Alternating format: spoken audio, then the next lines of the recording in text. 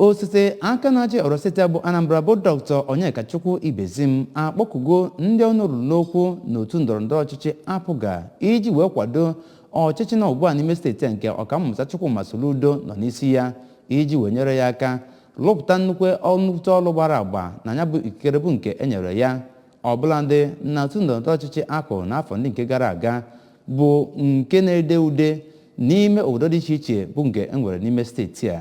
Osote aka na-achị steeti a bụ onye nke kwuru okwu a n'obi gọọmenti haus ma bụrụ n'ọgbakọ ya na ọtụtụ ndị ọnụrụ n'okwu na otu ndọrọndọrọ ọchịchị APGA nakwazi ndị isi oche na wọdụ dị iche iche site na Oyi na Aya Emelụmụ mekọrịtara. Onye nta akụkọ anyị bụ Emmanuel Okonkwo ga-ewetara gị ya bụ akụkọ.